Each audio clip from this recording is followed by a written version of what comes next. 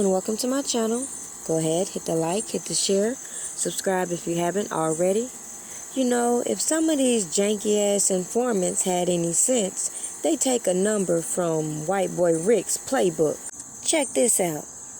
Well, we just got done with a press conference just a little while ago, so here's what happened. It's an 11-count federal lawsuit for $100 million filed by Rick Warshie, also known as White Boy Rick, against the feds, the FBI, and also the Detroit Police Department. Basically, and I'll summarize the 11 accounts, child abuse and a violation of civil rights. Child abuse because White Boy Rick was recruited by the FBI when he was just 14 years old. They didn't give him protection. He was shot at while he was made to go to drug houses. And then when they were all done with them, they said, okay, at 16 years old. Well, White Boy Rick sold some drugs. He got convicted at 17 years old, sentenced to life in prison. And yet when the lifer law changed, no cop went to his defense. And now he basically is suing them. Take a look. This is what they did to this person. They took his life.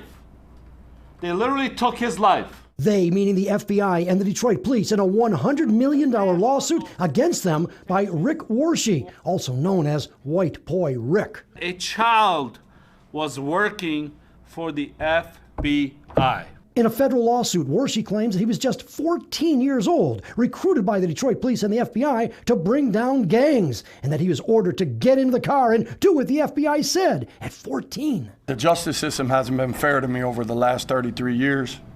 I'm hoping now that this is the last book where I can close this chapter, go on with my life. But I think this needed to be done. I think the truth absolutely needed to be told. But one obvious defense would be, how can you sue the cops for something that happened over 30 years ago? You're saying the statute of limitations is told for 30 years when he's in prison? Yes. No, what I'm saying is that because of the fear of retaliation, which has already been proven, it's a very high standard. It's not a very low standard, Charlie. If this individual had a fear, a sincere fear, a legitimate, objective fear of retaliation, absolutely. It's told as long as it has to be in order to bring these individuals to justice.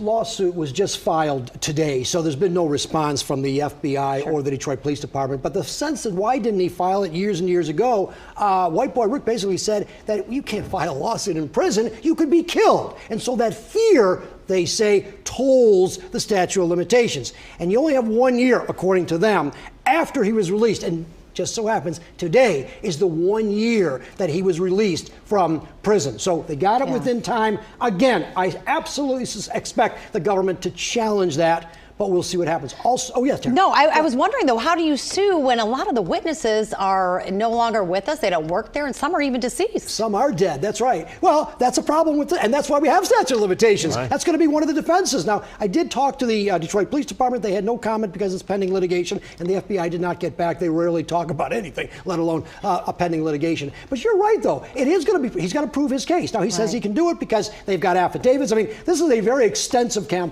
complaint with multiple people that are still alive that can make his case. He's going to have to make the case, but first he's going to have to get by a judge on these technicalities. 30 years, and you can't just sue the government, federal government or state government, city government in this case, the cops. There's a lot of legalities before we get to the merits of this case. But it's filed today, so another chapter in the life of White Boy Rick. We know so many of those chapters were spent behind bars, and now, of course, he has a gripe. Chapter 1 of this now. We'll see what happens next. We will do that. All right, thanks, Charlie. Hot Talk.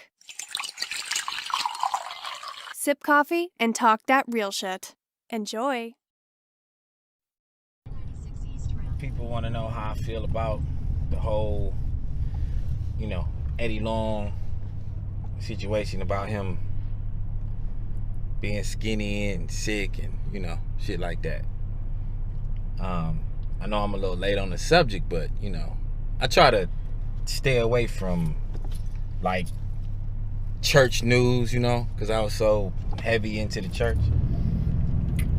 But, that's a topic that I gotta, talk about because, back in the day, I used to do gospel rap, all right? Let me tell you the whole story real quick. Was signed to the Winans. I was on tour with Fred Hammond, met a lot of people, did a lot of things, basically lived a rock star life just on some gospel shit. And, you know, I got a chance to be around all them preachers and, you know, a lot of, you know, big time people in the mega churches and things of that nature. So to make a long story short, you know, Eddie Long, back in the day when I used to rap about that shit, about gay niggas in the church and, you know, playing with little boys and all that stuff way back then, we talking like 1998, 1999, 2000, I used to go in on that shit. Everybody used to tell me to shut my mouth, don't talk about that. You're gonna lose fans. There's a lot of gay people in the gospel industry. You shouldn't do that. And I'm like, what happened to Jesus? What happened to church? What happened to what the whole point of us doing this for? You know, Paul said, clean up your house. You know, if your house is a mess. There's just too much going on. So now, this nigga dying of AIDS and he want to say he got cancer. Let me tell you something. That's some bullshit. Eddie Long got fucking AIDS. Them guys that came out on him talking about what he did to them when they were younger, what he did to them, he done that to probably 30 or 40 little boys. And who I feel bad for that don't nobody really talk about is his wife. Now, I don't feel bad for her because I understand that she went back to him, but I feel bad for her because I don't think she was expecting all this to happen, and I don't think she knew it was as bad as he made it. But I have no respect for him as a man of God. I don't have respect for him as a man. And what's really sad and what people don't understand, especially in the African-American church, it's a lot of that going on. Not some of that going on. It's a lot of that going on because I witnessed it firsthand. I witnessed it firsthand. These niggas is gay. All them gospel niggas is gay. I done said this shit over and over again. The niggas that ain't gay, they fucking around on their wife. It's just all fucked up and as far as what they represent. Okay? It's just fucked up. So, I think it's sad. I think that nigga the devil. You know, I think he preying on, you know, the innocence of young kids. And I don't have any respect for anybody that preys on the innocence of the young. I can't have any mercy on that person. So him dying of AIDS and doing all this shit and getting skinny and looking nasty to the motherfucker, he deserved that. I hate to say that, but that's his death penalty to me from God. Say what you want to say, judge me, whatever. But I have a problem with that. Listen, I don't want to make this clear because you always got to apologize to homosexuals. I'm not saying nothing against, you know, homosexuals at all. I'm not. But the little boy part is what I have a problem with. If you want to fuck a man and you a man, that's your fucking business. But the little boy shit, I'm not cool with that shit. I know some gay people that's not down with that shit, and that shit is not cool. So let me make that fucking clear. Okay? What you do is your business. But when you prey on the innocence of children, I have a fucking problem with that. That shit is whack as fuck. And anybody that condone that shit is a bitch. This guy looks real familiar, doesn't he? Make sure you hit the like, hit the share, subscribe if you haven't already. Stay tuned as we make this make sense. The only thing I have left is my voice. And now I have to use it for my protection because they left me no choice. See, my work has nothing to do with my private life. So stay the fuck out of my business and tend to your own damn life. So go ahead, say what you wanna say about who I wanna date. But you won't say that shit to my face, cause you know it ain't shit to say. Next nigga bring me some dumb shit, it's gonna be a misunderstanding. Cause niggas that listen to dumb shit are niggas that be on that dumb shit. They need a life cause they ain't got no life, so they always conjuring up dumb shit. Back in my path, they don't know the half and so they making assumptions. Since when do assumptions cost a man his whole career? Found guilty when you're innocent is the only test I fear. There is one thing that's for sure, and I wanna make this shit clear. I done lived my voice and represented my country for 31 fucking years. Damn it, I admit.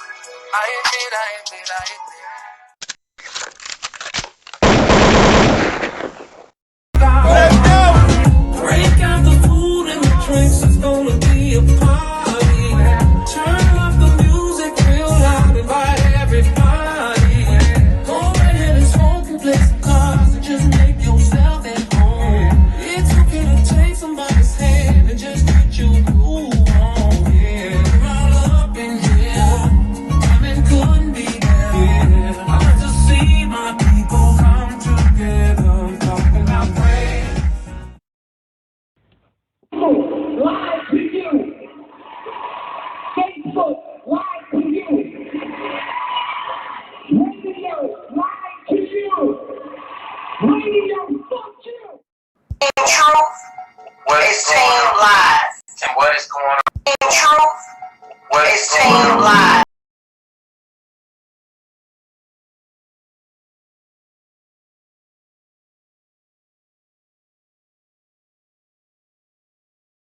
Be a party.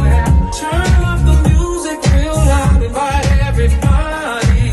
Go right ahead and smoke and play some cards and just make yourself at home. It's okay to take somebody's hand and just get you cool. To see my people come together. Right, so do what you wanna do, cause you gon' have a good time when you in front of Snoop. Because I know Minister Farrakhan, you know, he definitely spoke. I think he had a private meeting with him. Nobody really know what the depths of the meeting went, but I know he did have a meeting with him. But these other ones that was a part of Lifetime and all this shit, we need them. We need them to step up and them to act like they plan a platform. All we do is plan on each other as black people. That's it. For fame and fortune.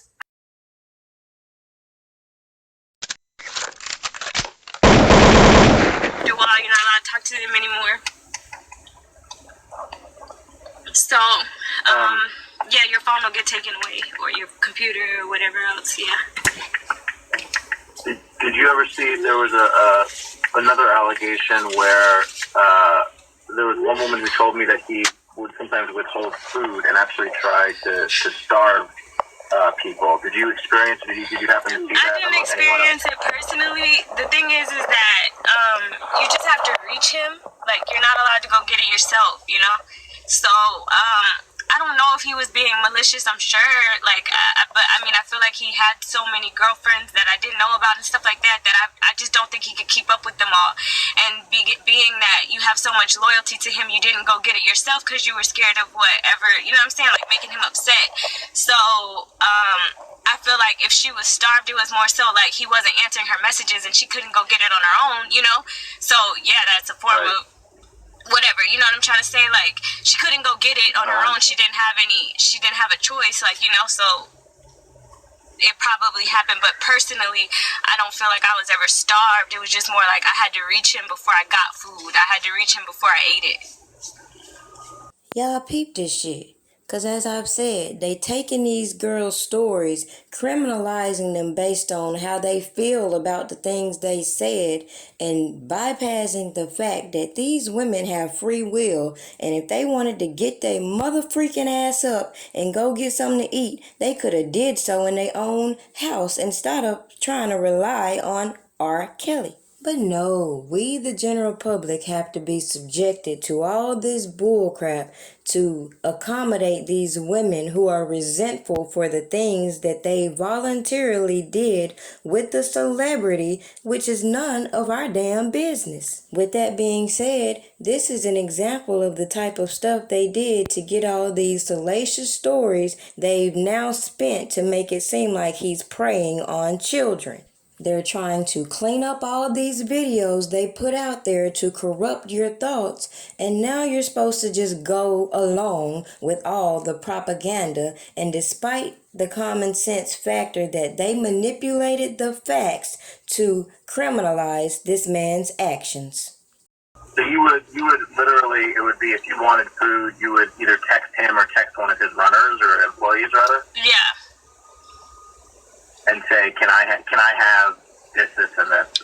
Yeah, you're not allowed to just like say that. You have to say like Mr. Kelly said to bring this to, you know, my room or whatever, or Mr. Kelly said to go get and send the order for whatever it was, and then they'll say yes or okay, and then they knock and they leave it outside of your door, and you have to wait 10 seconds before you open it. Now, mind you, they're allegedly using these so-called runners in this case as witnesses. Therefore, doesn't this sound like, just given reasonable doubt, they could have purposely set these scenarios in place and then manipulated this whole situation? But wait a minute, I thought they said they had to refer to Robert Kelly as daddy. So now when conversing with these so-called runners, they have to say Mr. Kelly said this. And now you see all these people on the internet talking about they're doing things on his behalf, and the government building this case surrounding this whole theory of an enterprise, while these people keep saying, Mr. Kelly wants this, Mr. Kelly told me to do this, and blah, blah, blah. See where I'm going with this? Let me interrupt real quick, Jason. This feels like her story. This feels like V's story versus her validating. So when we do her story, are you going to be able to use some of this so she don't have to go through this all over again? And the questions you'll have for her profile will be more about her writing?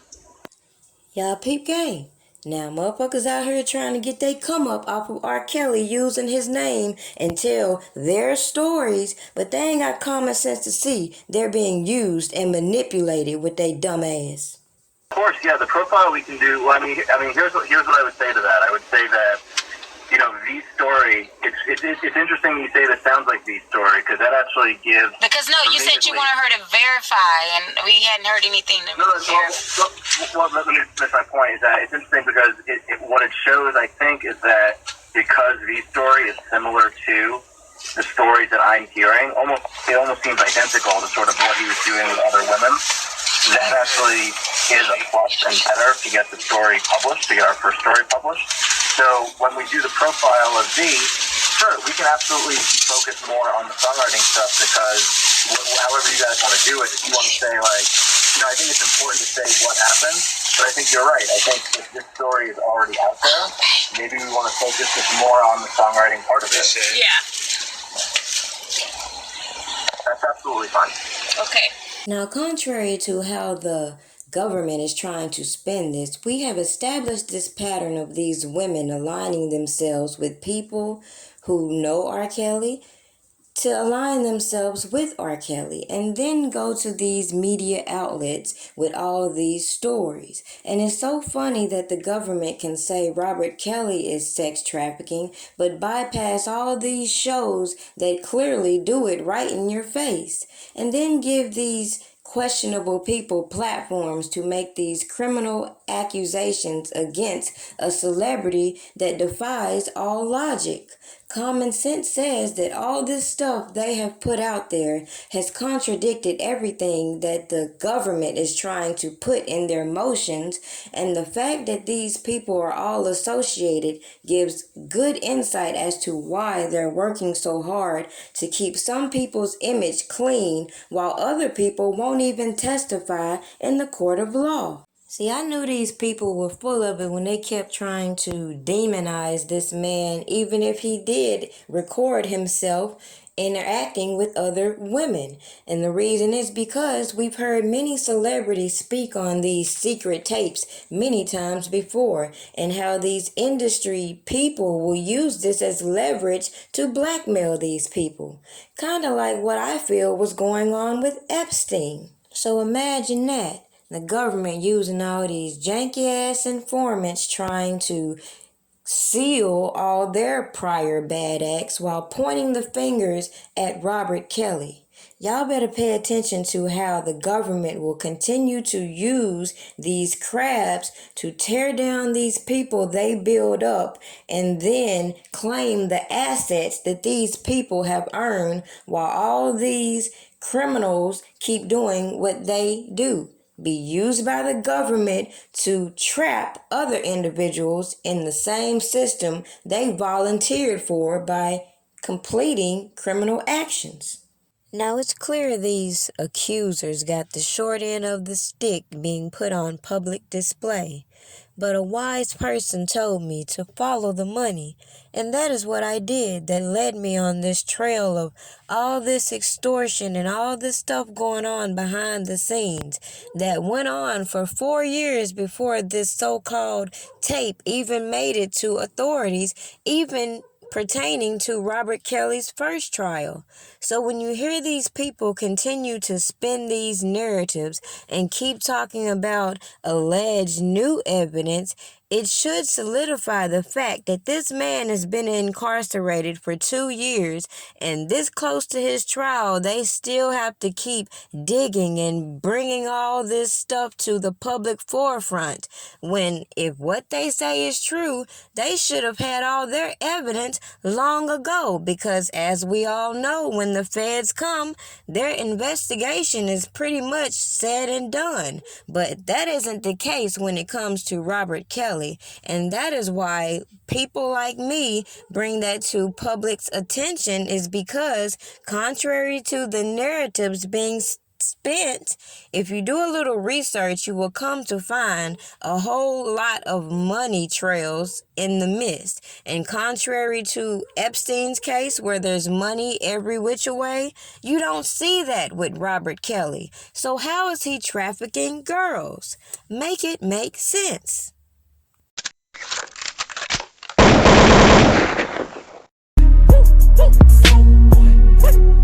Lord, please forgive me how I'm living. I was born to drive a whip with no ceiling.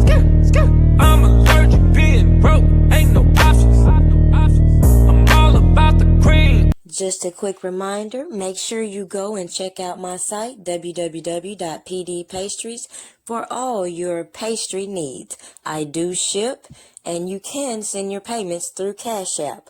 All contributions to my food truck is always open. Cookie, I'm a cookie monster. Break your back, crack it open like a lobster.